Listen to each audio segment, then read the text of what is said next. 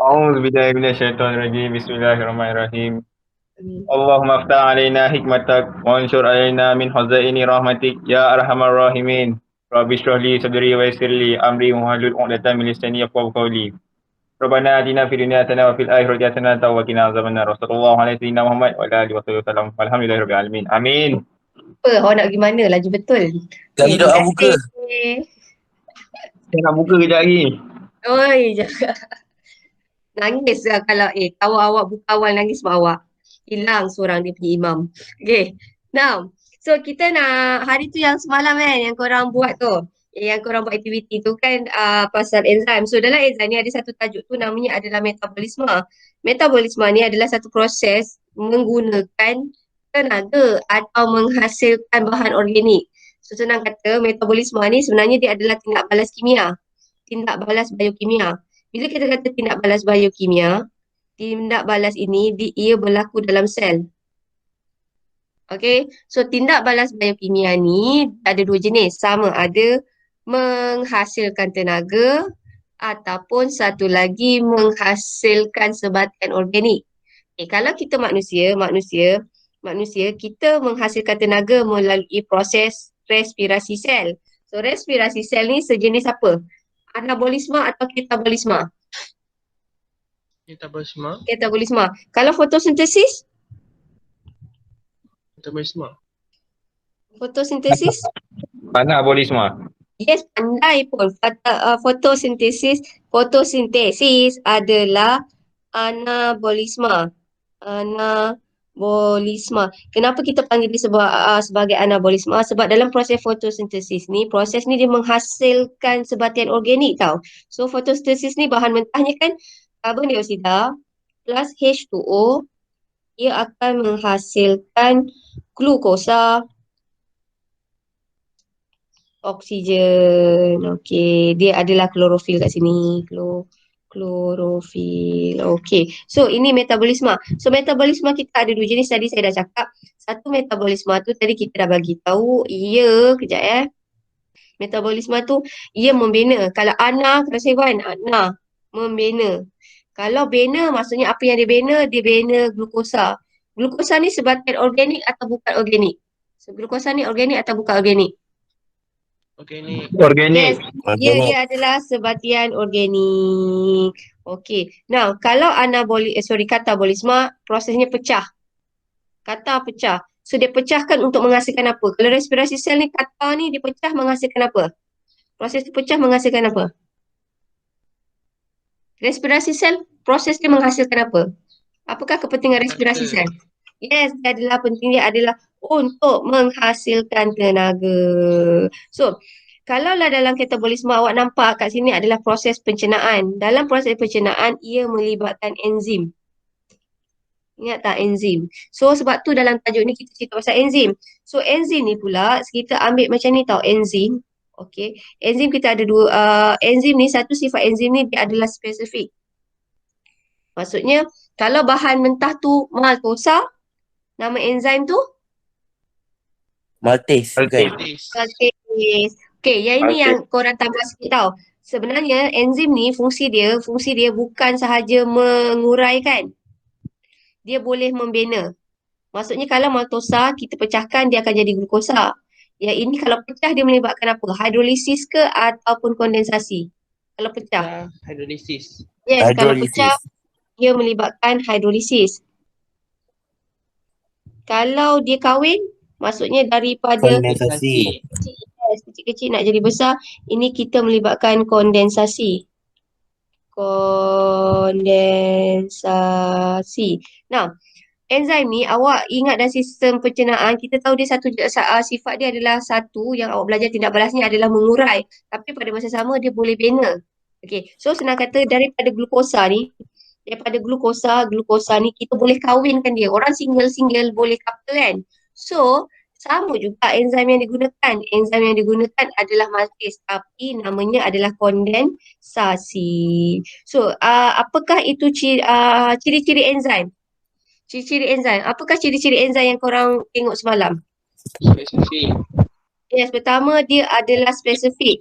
Kenapa dia masukkan spesifik? Awak tengok muka saya, korang Nampak tak muka saya? Sekejap Nampak. Nampak. Okay, now sekejap saya stop sekejap. Stop broadcast. Okay. Now, dengar. Nampak kan? Nampak tak? Nampak tak? Nampak muka saya tak? Saya tak nampak awak. Lego siapa tu? Nampak tu. Okay, nampak So, kita nak cerita pasal Lego ni. So, katakanlah ini adalah enzim. Satu ciri enzim, kita kata enzim ni adalah spesifik. Kenapa spesifik? Kita nak bayangkan. Sekejap. Okay. Weh, siapa masuk? Aina. Aina ni yang mana? Aina Sofia, ujung. Hai Aina. Alright, so kita ada dua bahan. So bayangkan ini adalah maltase. Ini enzim ni namanya maltase. Okey, kita ada yang ini adalah sukrosa. Katakanlah ini saya ambil lah katakanlah ini nama enzim ni adalah maltase. Katakanlah ini adalah kanji. Yang merah panjang ni adalah kanji. Yang ini pula yang merah ni pendek ni ini adalah maltosa. Saya ulang slow-slow. Ini enzim. Enzim ni namanya adalah maltase. Kemudian kita ada dua bahan ataupun nama lain kita kenali dia sebagai substrate. Yang ini maltosa, yang ini kanji. Mana satu yang boleh ngam dengan maltase? Kanji ke? Dua-dua. Banyaklah kanji ke? Kanji ke maltosa? Maltosa. Yes, maltosa. Kenapa maltosa? Sebab awak kalau kata dua-dua. Yang ini kan? Tak ngam. Kalau awak kata dia kanji, tak boleh masuk. Okay, right. So, yang boleh masuk adalah maltosa. Apakah ciri yang saya tunjuk ni? Kita kata ini adalah enzim. Enzim, dia boleh enzim maltosa, dia boleh combine, bergabung dengan maltosa. Enzim ni namanya maltase, boleh bergabung dengan maltosa. Tetapi, jika kita letak kanji, dia tak boleh bergabung. So, apakah ciri enzim yang saya tunjukkan dalam apa ni? Spesifik. Yes, dia adalah kita panggil dia sebagai spesifik. So, kenapa kita panggil dia sebagai spesifik? Sebab dia hanya boleh memecahkan substrate tertentu sahaja. Dan satu lagi ciri enzim ni, kalau awak tengok daripada nota awak, satu ciri enzim ni, satu kita kata dia spesifik disebabkan dia ada, ni apa? Aktif. Yes, very good. Dia ada tapak aktif. So katakanlah maltosa ni, okay, dia akan combine. Bila dia bergabung, dia akan membentuk macam ni tau. Bila dia kahwin, yang ini kita panggil dia adalah sebagai kompleks enzim substrate. Yang ini adalah kompleks enzim substrate. So bila maltosa ni pecah, dia akan jadi apa? Maltosa ni pecah, dia akan jadi apa? Maltosa ni pecah. Yes, maltosa pecah, dia akan jadi glukosa. So senang kata, asalnya ni substrate kan? So substrate ni dia akan pecah menjadi hasil. So dalam kes kita, hasil kita adalah glukosa. So kita nampak ni glukosa. Okay, tadi kita kata daripada glukosa, boleh tak jadi maltosa? Glukosa boleh tak? Boleh. Boleh. So itu namanya adalah kondensasi ke? Ataupun yes, namanya adalah kondensasi. So saya ingatkan lagi sekali tau, ni anak dara baru masuk. Ini adalah enzim ni namanya adalah maltase. Kemudian kita ada substrate. Substrate dia adalah maltosa. Maltosa ni akan bergabung dengan enzim di sini, di tapak aktif membentuk kompleks enzim substrate. Bila dia dah membentuk kompleks enzim substrate ni, dia akan pecah menjadi hasil. Okay. Bila dia pecah menjadi hasil, dia jadi lagi kecil. So, proses nak jadi lagi kecil ni, hidrolisis ke kondensasi? Kalau kecil hidrolisis. Yes, kita panggil dia sebagai hidrolisis. Pecah. Kemudian enzim ni ada dua kawan. Dia ada dua kawan. Satu kawan dia yang baik hati, kawan dia baik ni namanya cofactor. Satu ni kawan dia macam toksik sikit, yang ini namanya perencat. So, saya ulang tau. Enzim ni ada dua kawan. Tapi kawan dia satu baik, satu tak baik sangat. Satu kawan ni toksik sikit. Okay. Perencat ni saya kata dia toksik sikit. Tapi cofactor ni dia baik sikit. Okay. So awak tengok dekat sini. Okay. Apakah kesan perencat? Perencat ni kesan dia akan bergabung dengan enzim. Tapi bila dia bergabung dengan enzim, kalau awak nampak daripada gambar ni, bila dia bergabung dengan enzim, sekejap Mana nota saya? Okay, bila dia bergabung dengan enzim, boleh tak substrate ni tadi dia melekat kat tapak aktif? Boleh tak dia bergabungkan dengan tapak aktif? Ini perencat tau. Perencat ni dia pergi duduk dekat ni. Tak. Nampak tak? Dia tak boleh.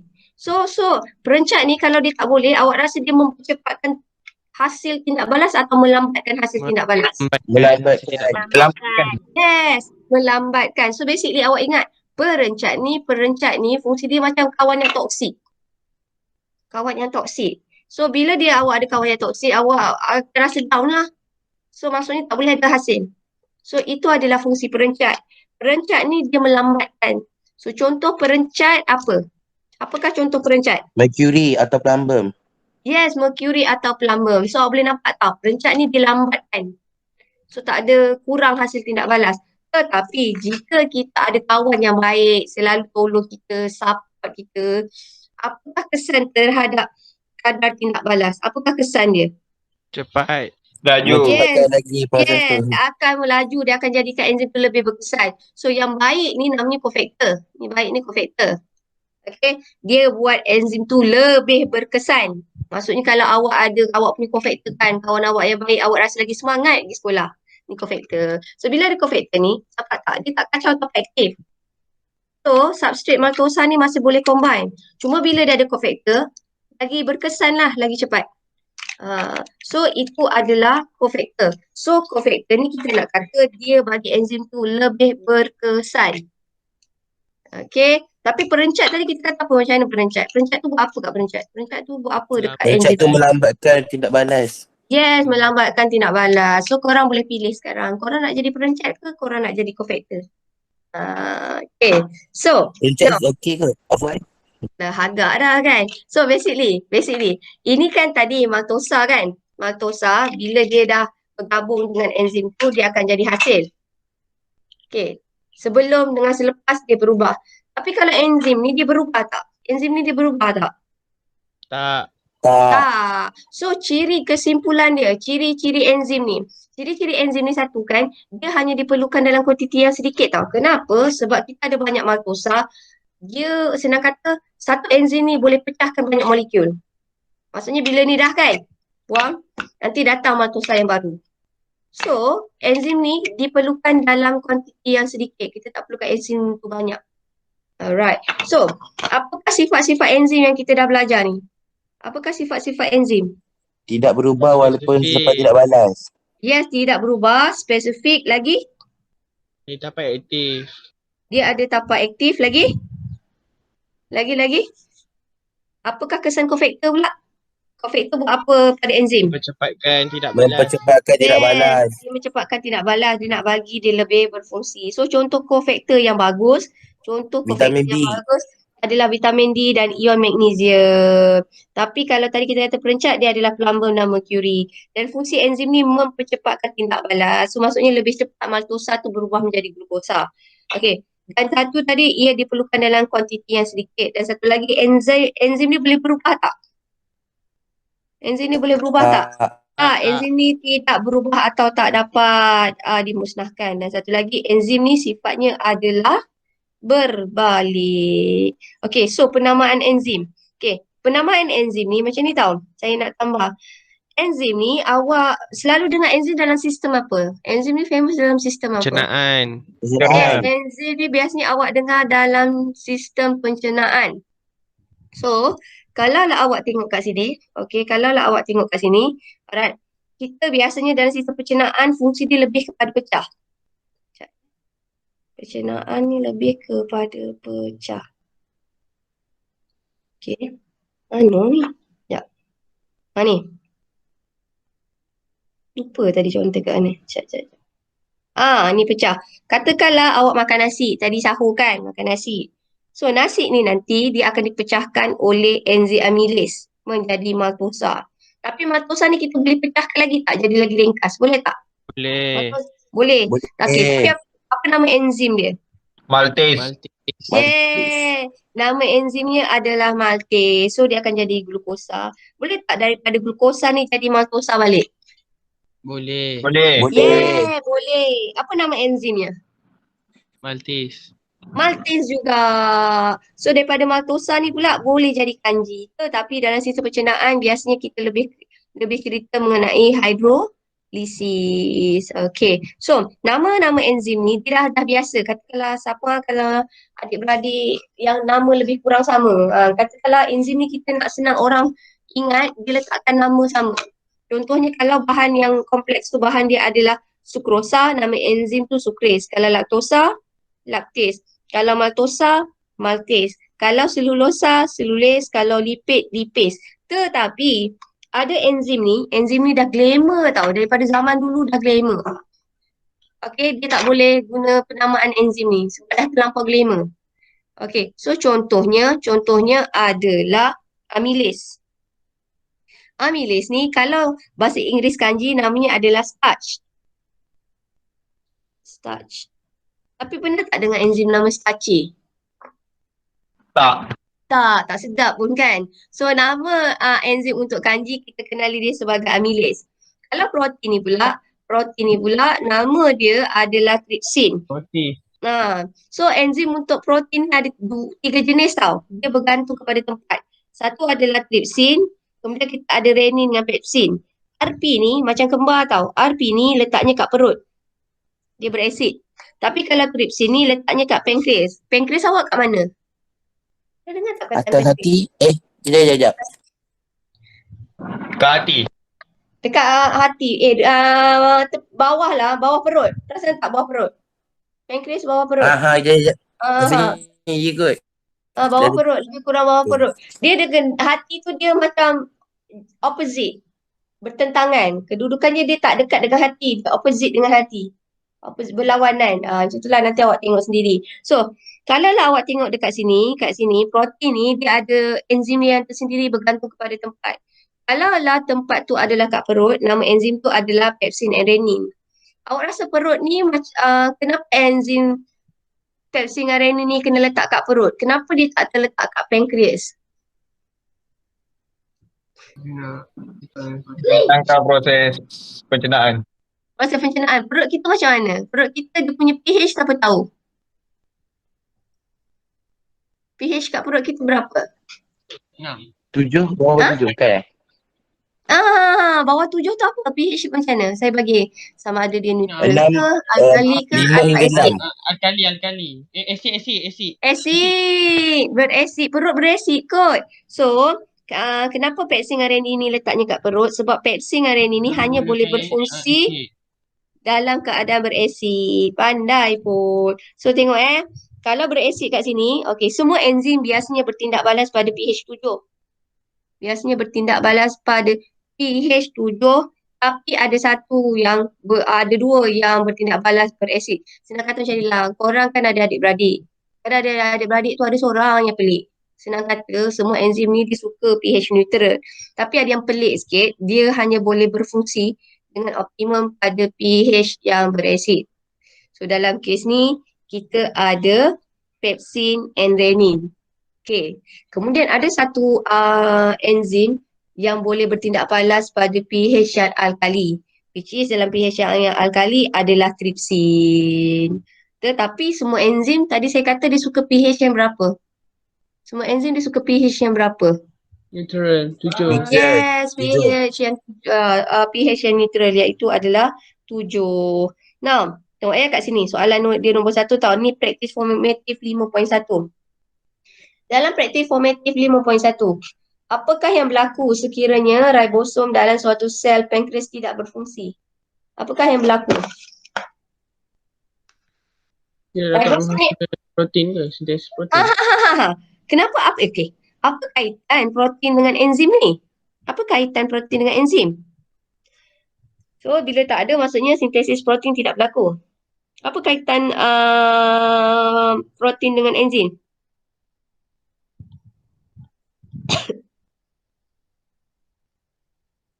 Sebab dia nak pisahkan lah. Itulah kaitan dia. Enzim adalah sejenis ya, enzim adalah sejenis protein. Senang kata korang ada tepung. Asalnya enzim adalah protein. Macam korang kena ada tepung. Kalau tak ada tepung tak boleh buat kuih raya. Kalau tak ada tepung tak boleh buat roti. So first thing first, kalau nak hasilkan enzim ni kena protein ni kena dihasilkan. Okay, kalau protein ada, barulah ada enzim. So senang kata sintesis protein tidak berlaku. So oleh itu, jasad Golgi, jika tiada protein, maksudnya jika tiada protein dihasilkan, maka jasad Golgi, apa jadi pada jasad Golgi? Jasad Golgi Dia dapat mengubah suai. Tidak menghantar. tidak dapat, bukan menghantar. Confident awak bagus. Afwan, pas sambung. Memproses. Yes, very good. Memproses atau mengubah suai. Memproses atau ubah suai. Protein. Kimia. Jadi, protein jadi apa? Ni tajuk dia apa? Protein jadi? Enzim. Protein jadi enzim. Protein jadi enzim. So kesimpulannya enzim tak dapat dihasilkan sebab tu mesti ada banyak ribosom. Okay, now soalan nombor 2. Mengapakah so ni kan, enzim trypsin tidak dapat disintesis, pencernaan protein tidak berlaku. Tapi ini jawapan dia terlampau general. So saya cerita lagi sekali, sintesis protein tidak dapat berlaku. Bila sintesis protein tak berlaku, jasad Golgi tak hasilkan enzim. So enzim trypsin ni tak dapat disintesis, so tiadalah so pencernaan protein jadi perlahan. So kenapa suhu badan kita mesti 37? Kenapa suhu badan kita mesti 37? Menstabilkan tak. Kenapa ni? Sebab suhu badan tinggi kot.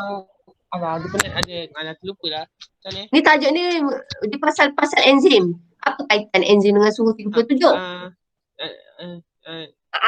Dia tak boleh Dia punya hidup. suhu- Kalau suhu- sekarang suhu terlalu tinggi, dia tidak dapat bekerja. Ya, kalau enzim tu kalau suhu dia terlampau tinggi dia boleh mati. Kita panggil dia sebagai ternyah asli. So senang kata kerana 37 tu adalah suhu optimum. Jika suhu tu lebih daripada 37, katakanlah suhu tinggi, suhu yang terlampau tinggi menyebabkan enzim tu boleh mati. Ataupun kita panggil enzim ternyah asli.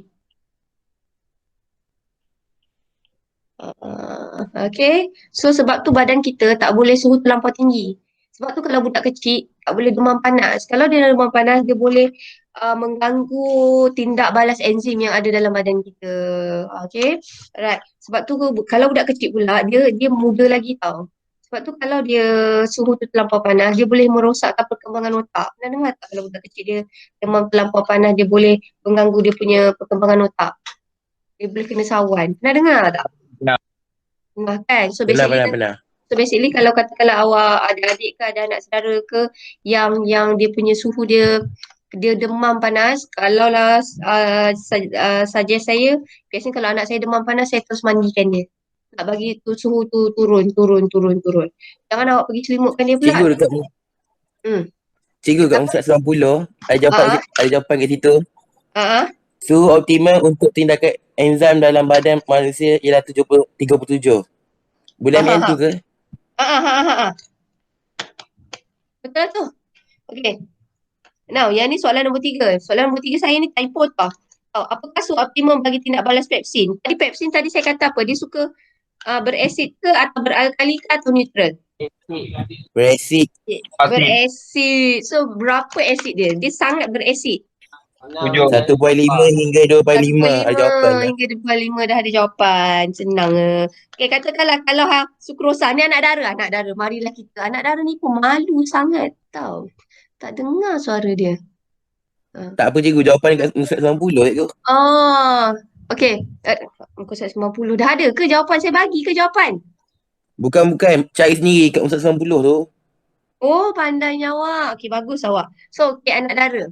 Okay, Adam, dia share. Betul tu. Sebab hari Sabtu tu public holiday. Okay, now, anak dara je yang jawab. Okay, kalaulah dia punya bahan tu sukrosa, apakah nama enzim tu? Type pun tak apa. Anak dara, where are you?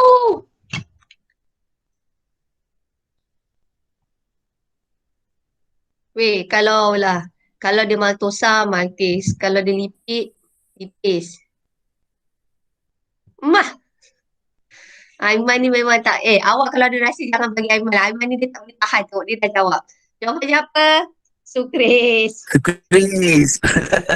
Ya. Kenapa anak dara semua diam-diam ni? Okay. Now, so kita nak cerita pasal enzim. Okay, kita nak cerita katalah Afwan. Katakanlah ribosom menghasilkan protein. Katalah Afwan buat kuih raya banyak-banyak. Dia buat kuih raya, dia makan sendiri. Kalaulah kuih raya tu enzim. Kuih raya tu masuk enzim mana satu? Intrasel ke atau ekstrasel? Sendiri buat, sendiri makan. Afwan buat. Intrasel. Yes, namanya adalah intrasel. So intrasel sendiri buat, okay, sendiri guna. So contoh intrasel, yang ni betul tapi saya nak ambil satu yang paling senang nak ingat. Contoh dia yang paling senang adalah dekat perut tadi. Saya kata perut dia hasilkan enzim apa? Kat perut tadi hasilkan enzim apa? Kat perut hasilkan enzim apa? Matis. Dia huruf DRP. Kat perut ada dua enzim tu yang saya kata DRP. Apa dia? Pepsin. Pepsin. Yes, very good. Pepsin. Satu lagi? Pepsin. Confident je. Resin. Woi, resin tu benda lain. Renin. So pepsin dengan renin yang ada kat perut tu adalah contoh enzim intrasel. Ni selalu keluar soalan objektif. Berikan contoh-contoh enzim intrasel atau berikan contoh-contoh enzim ekstrasel. So kalau enzim intrasel, buat sendiri, buat kuih raya sendiri makan. Okay. So itu enzim intrasel, contoh paling senang adalah pepsin and renin. RP, pepsin dengan renin. Tapi kalau ekstrasel, enzim ekstrasel yang paling awak ingat adalah yang dekat pankreas. Pankreas ni dia hasilkan 3 jenis enzim tau. Enzim tu awak ingat LAT je. LAT. LAT. So enzim tu adalah lipase, amylase dan satu adalah trypsin. Now, lipase dengan amylase ni sedang kata ia dihasilkan kat pankreas tapi pankreas eksport pergi mana? Ni dihasilkan kat pankreas tapi dia akan dieksport pergi ke mana? Dia akan dieksport. Yes, very good. Dia akan ekspor pergi ke duodenum. Nah, kenapa dia ekspor pergi ke duodenum? Sebab duodenum ni adalah struktur yang tak dapat hasilkan enzim. So senang kata duodenum ni tak dapat hasilkan enzim. Contohlah saya tak pandai kuih raya, tak pandai buat kuih raya. So Afwan yang baik hati dia buat kuih raya banyak-banyak, dia bagi kat saya. So basically itu adalah enzim intrasel. Yang buat orang lain tapi orang tu baik hati bagi kat saya. Itu kita panggil dia sebagai ekstrasel. Ekstra. Okay. Right. So masuk yang ini. Yang ni saya bagi ayat yang paling kacang sekali tau. Nak bagi awak senang faham. Pertama, kenapa dia mesti mula? Ini macam cerita bersiri yang korang selalu tengok petunjuk. Kenapa? Siri pertama, lokasinya mesti berlaku kat ribosom. Kenapa lokasi pertama mesti berlaku kat ribosom? Protein. Yes, sebab ribosom ni adalah tempat hasilkan protein. Lepas dia hasilkan protein, lokasi kedua adalah dekat JEK. Apa JEK buat? Protein menghantar ke apa? Okay, right. JEK dia akan mengangkut protein hingga ke hujung, sampai ke genting ni, sampai ke hujung. Hingga ke hujung JEK. Lepas hingga ke hujung, kita tengok JEK dengan jasad Golgi ni dia jauh tau. So bila sampai kat hujung, bahagian hujung JEK ni dia akan macam menggenting. Menggenting tu kita kata dia akan tiba-tiba macam nak cakap tercubit sikit. So membentuk tunas. Membentuk tunas. Yang tunas tu kita panggil dia sebagai vesicle. Vesikel. So, saya ulang slow-slow. Pertama, ribosom hasilkan protein. Kemudian, protein akan diangkut hingga ke JEK. Di JEK, okey, hujung JEK ni, hujung JEK akan bentuk tunas. Yang tunas tu kita panggil dia adalah sebagai vesikel. So, sekarang vesikel tu diangkut oleh vesikel angkutan pergi ke mana? Jasad Golgi. Yes, pergi Jasad ke Golgi. jasad Golgi. Dekat jasad Golgi ni protein akan dibuat apa? Ubah suai. Yes, Diubah suai. protein akan diubah suai Menjadi jadi enzim. Kalaulah enzim ni digunakan oleh sel sendiri, kalaulah enzim ni digunakan oleh sel sendiri, kita kenali sebagai enzim apa? Intrasel. Yes, kita kenali sebagai enzim intrasel. Intra je macam mana ejaan dia? IN IN. Intra. Okey. Enzim intrasel.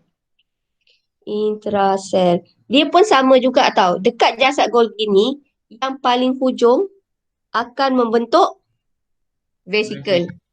So, vesikel rembesan ni adalah daripada hujung Jasad Golgi. yes, hujung jasad Golgi. So, dia akan pergi ke mana? Membran plasma. Yes, Membran membran plasma. plasma. Lepas tu dia akan dirembeskan keluar. Okay. Now, so kalaulah kata rembes tu maksudnya dikeluarkan slow-slow je. Okay. So, lagi sekali cerita. Okay. Afwan cerita macam mana mula-mula lokasi. Awak kan suka buat suka drama. So, awak cerita sikit drama dia. Ribosom. Pada satu hari tiba. Okay, pada satu hari. Ribosom menghasilkan protein untuk dihantar ke JEK. Okay. Orang lain sambung je ke? Okay, alright. Okay, saya sambung. Okay, Aiman sambung. Kemudian dia mengangkut protein hingga ke hujung jaringan endoplasma kasar. Okey, sambung. Marilah hari ni sambungkan ayat itu. Okey, lepas tu Hafiz. sambung. Okey, Hafiz sambung. Jap. Ulang balik tadi tak dengar sangat. Okey. Lagi sekali Afwan. Ribosom akan menghasilkan protein kemudian dihantar ke JEK. diangkut oleh JEK. Diangkut. Oleh JEK. Lepas Lepas tu tu JEK mengangkut protein hingga ke hujung jaringan endoplasma kasar. so protein ni akan diangkut sampai ke hujung jalinan endoplasma kasar. So, sekarang ni kan, Hafiz, jalinan endoplasma kasar yang hujung tu nanti dia akan membentuk apa? Jalinan endoplasma nombor 3. Jalinan endoplasma kasar tu, yang paling hujung dia akan membentuk apa? Tunas. Betul. Tunas yang kita kenali sebagai Vesikel angkutan. yes, vesikel angkutan. So, vesikel angkutan yang bawa protein tu dia akan angkut sampai ke mana? Menuju ke jasad Terima kasih. Golgi. Jasad Golgi. Bila kat jasad Golgi kita nak suruh siapa ni? Adam kan paling macho, ketua kelas.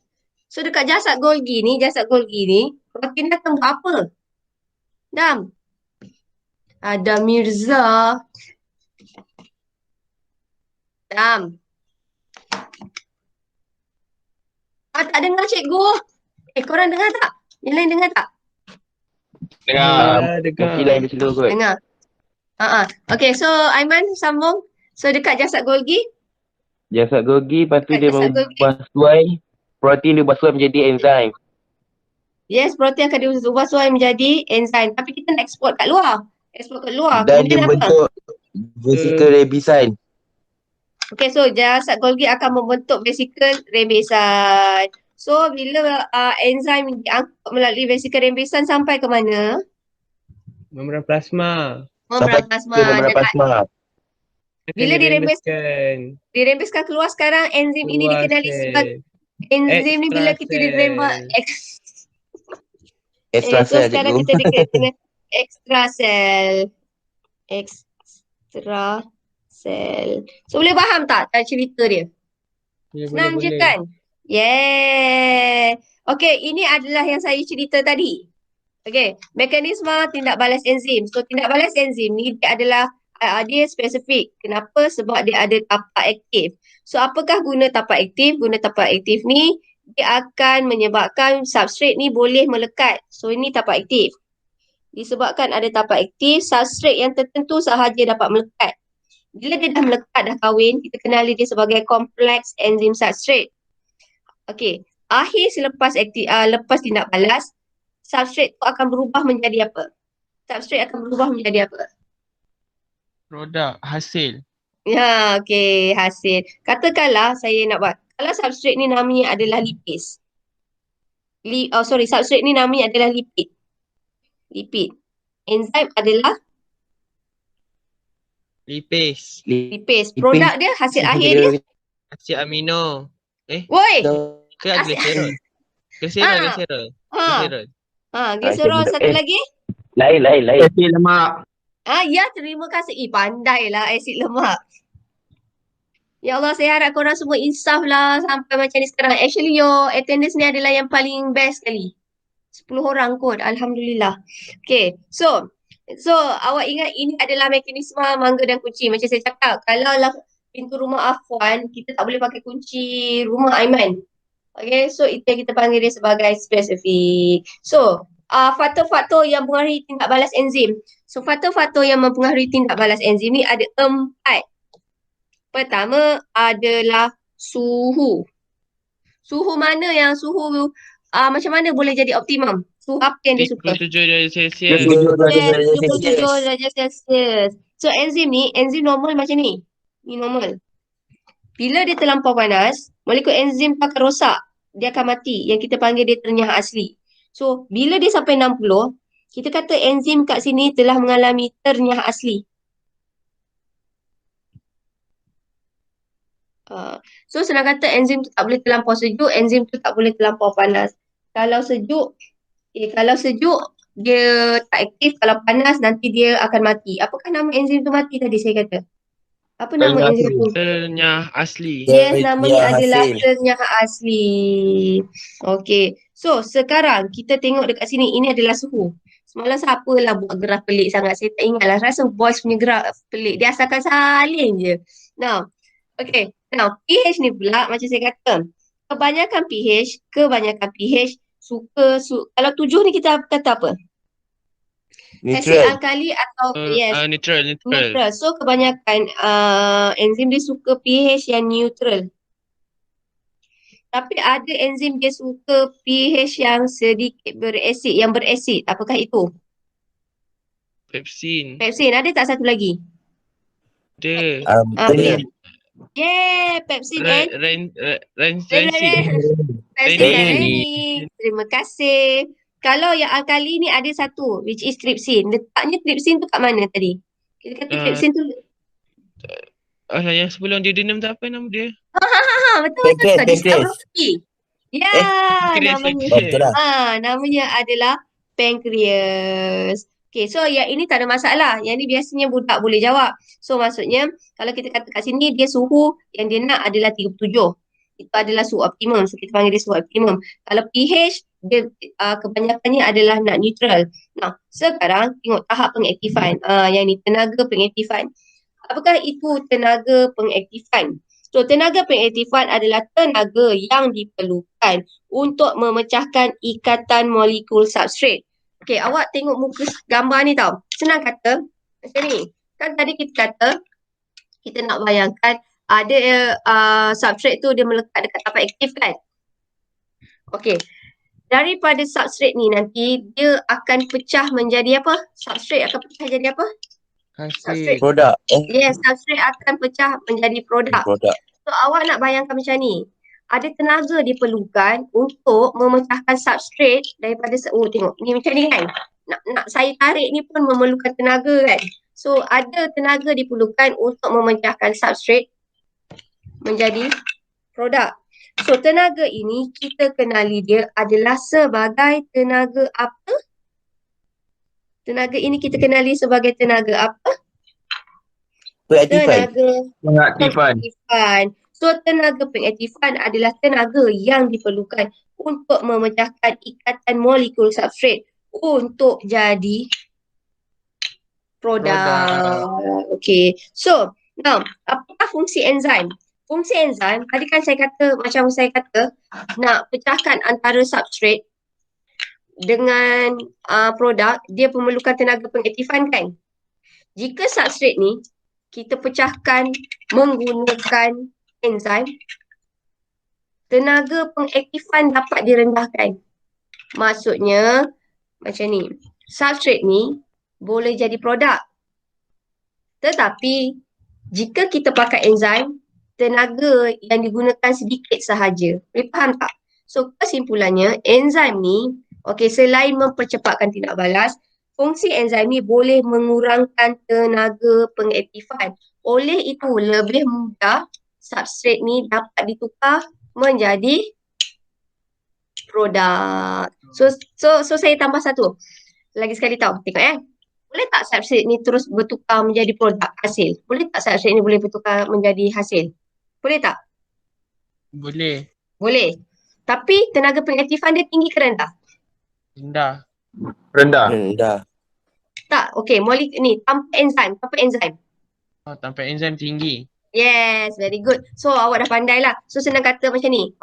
Kesimpulannya substrate ni boleh, ada tenaga diperlukan untuk memecahkan substrate menjadi hasil. Tetapi jikalah pemecahan substrate menjadi hasil tanpa enzim, tenaga pengaktifan yang diperlukan adalah Rendah.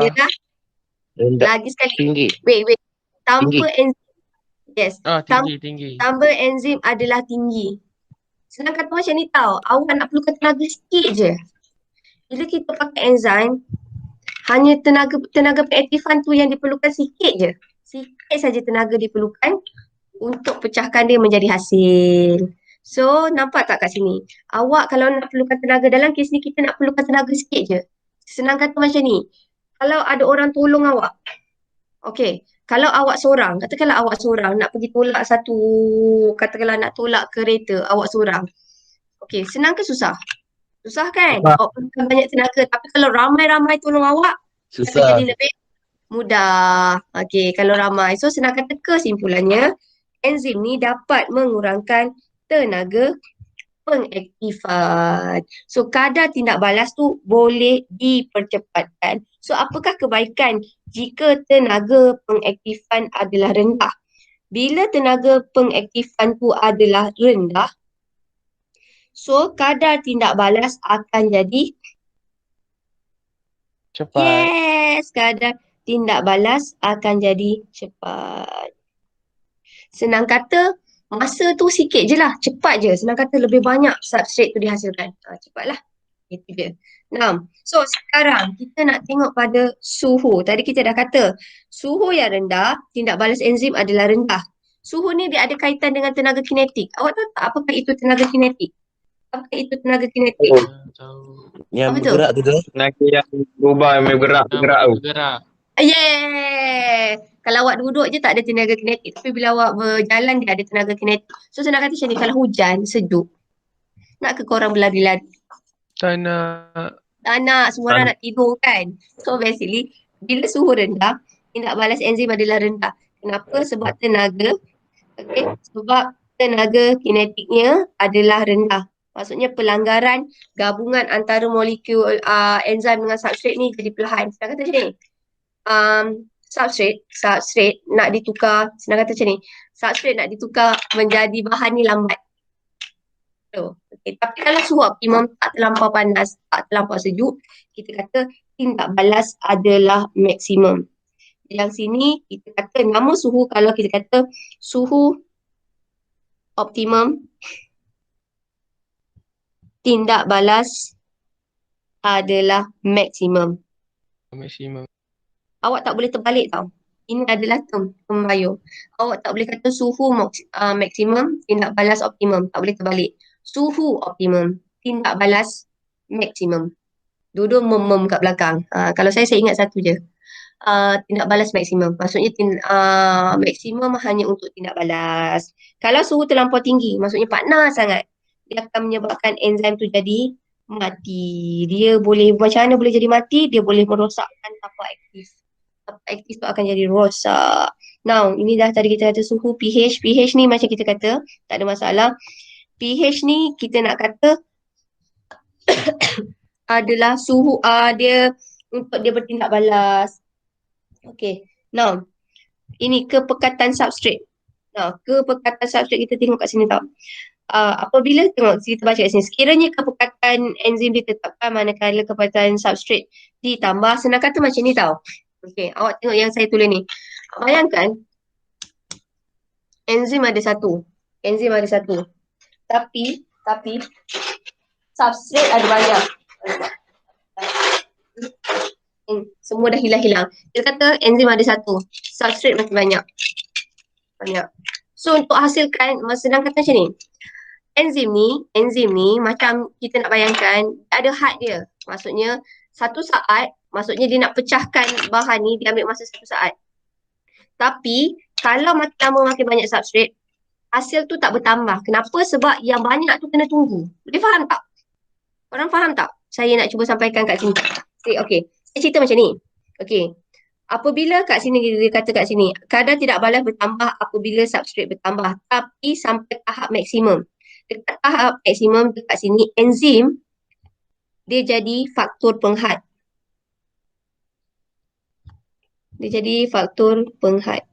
Kenapa enzim jadi faktor penghad macam ni tau?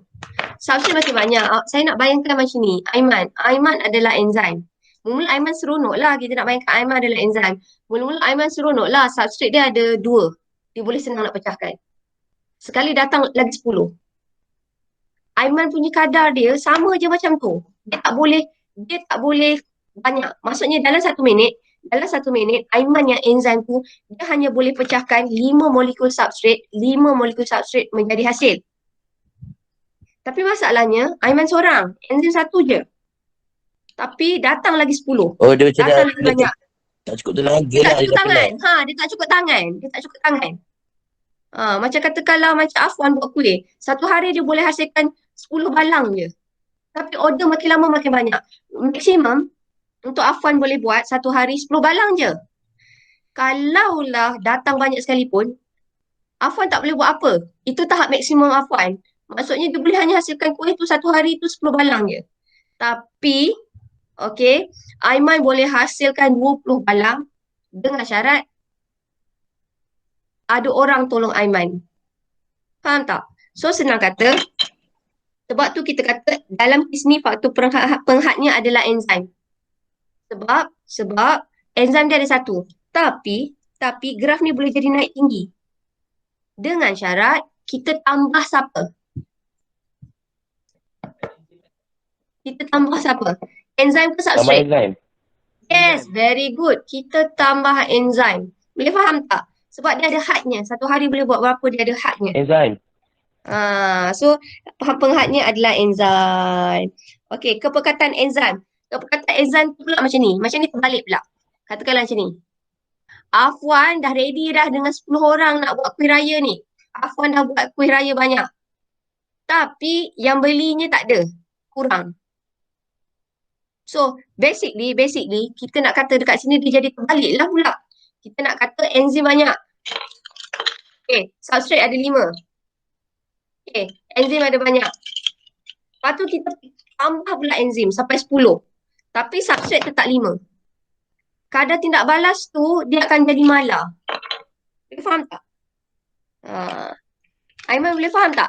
Afwan boleh faham tak? Anak dara, korang boleh faham tak? Okay. Alright. So senang kata, apa awak nampak kesimpulan dia macam ni je tau bang.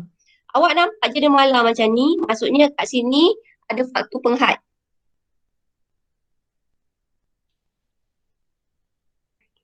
Kalau dekat sini, kepekatan enzim, faktornya adalah kepekatan enzim.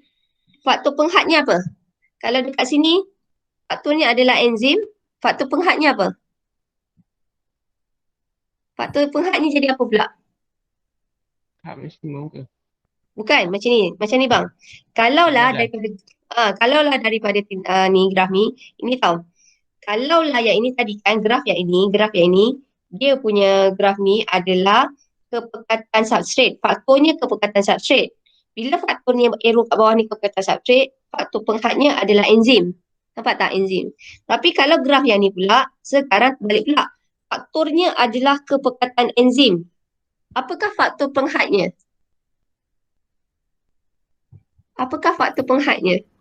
Substrate. Ya, terima kasih. Akhirnya bersuara. So, sekarang adalah substrate. Macam ni. Saya ajar awak buat graf. Graf ni fizik tau. Kalaulah awak nampak arrow kat bawah ni, ini adalah pemboleh ubah dimanipulasi. Kita panggil dia PM, manipulasi. Kalau awak nampak kat atas, ini kita panggil dia adalah Yang atas pemboleh tu ubah PB. bergerak balas. PB, bergerak balas. Enzim, untuk tindak balas enzim, kita ada 4 faktor. Okey, pertama kita adalah suhu, kita adalah pH, kita adalah kepekatan enzim dan substrate. Nah, jikalah awak tengok arrow kat bawah ni, tajuk graf di bawah ni adalah kepekatan enzim, maksudnya faktor penghad di sini apa? Faktor penghadnya apa? Kalau tajuknya kat sini Substrate. adalah enzim. So, dia punya ni apa lagi sekali? Substrate. Yes, very good. Substrate. Terima kasih. Substrate. Tak apa. Slow. Sebab saya faham awak tak belajar fizik, so awak tak biasa dengan graf. Okay. Kalau yang ini pula, awak nampak macam ni tau. Bawahnya ni, ini adalah kepekatan substrate. So, faktor penghadnya?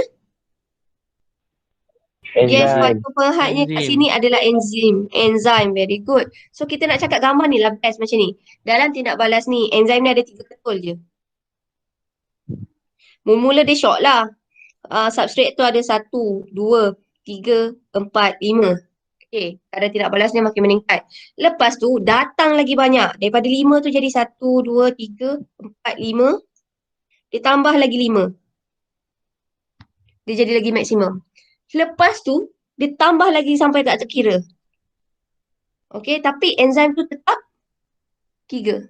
Ini yang kita kata kadar tindak balas kat sini. Kalau awak nampak je graf begini, kita kata kat sini kadar tindak balasnya adalah malah.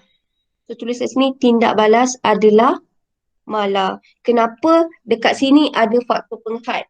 Apakah faktor penghad dia? Faktor penghadnya adalah enzim. Okey. So, kalau dekat sini pula, kalaulah dia punya faktor dia adalah enzim, faktor penghadnya adalah substrate. So, graf kat sini kita kata tindak balas tu apa? Maksimum ke atau malah? Kalau dia lurus je macam ni. Maksimum. Malah. Yes, tindak balas ni. Woi. Lurus lah. naik ke atas. Ini. Kalau dia makin naik ni, hujung ni, ini kita panggil dia adalah sebagai tahap maksimum.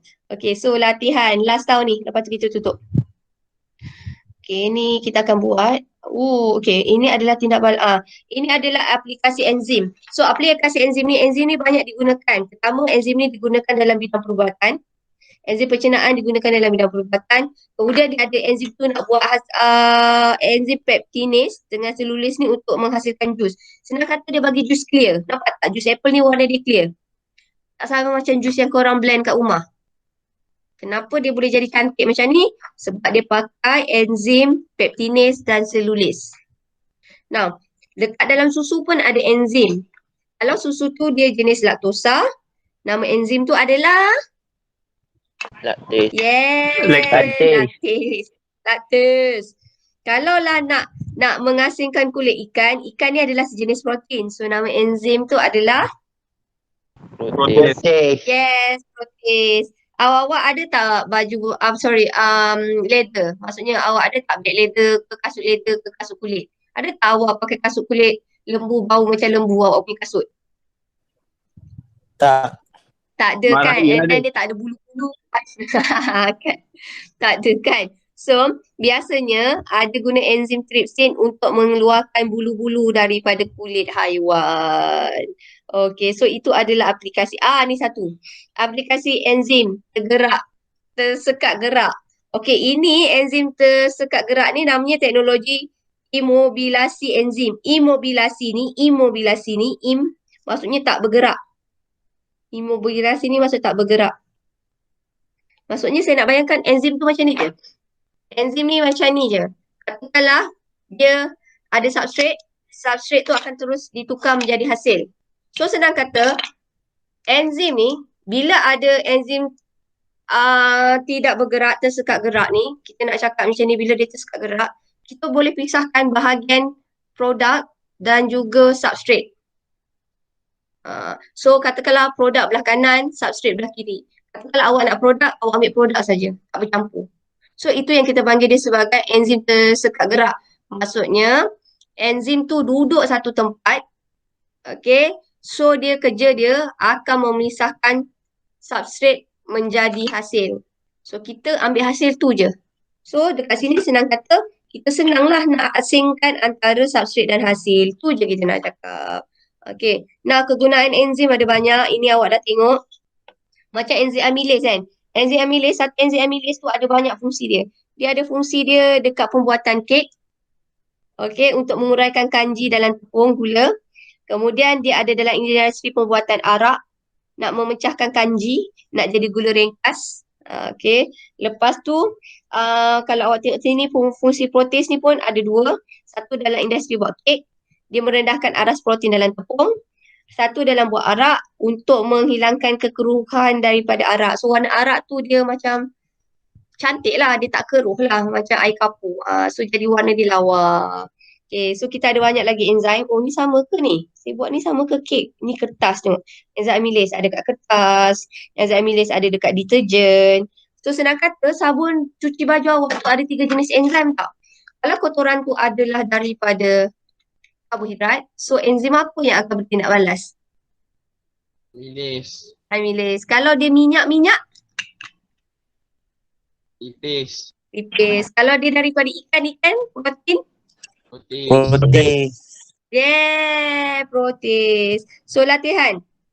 Okay, bagaimanakah enzim dihasilkan? Okay, ini kenapa soalan dia macam ni?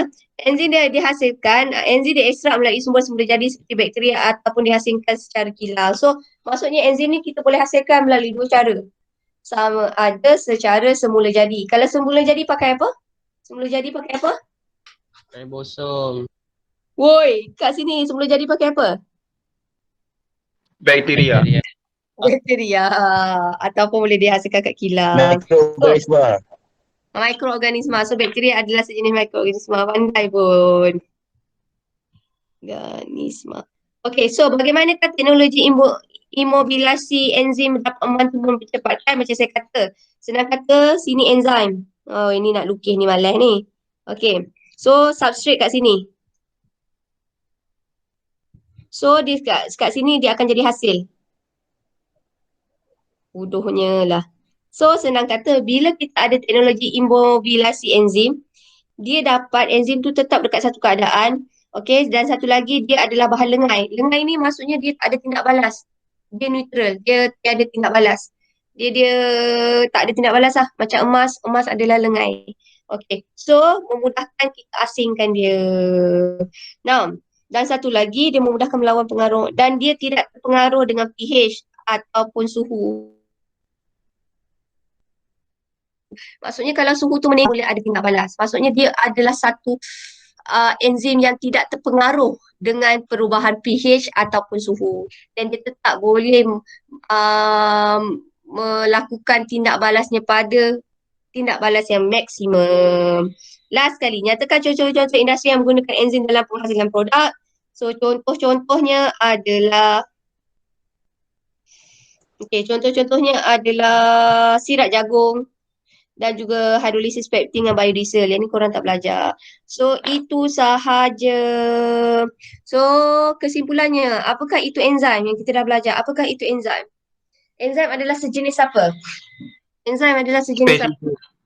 Enzim, yeah. So enzim adalah spesifik dan satu dia berasal dari apa? Karbohidrat ke, lemak ke atau protein? Protein. Yes, dia dihasilkan adalah daripada protein. Okey, dan satu lagi, apakah faktor-faktor yang mempengaruhi enzim?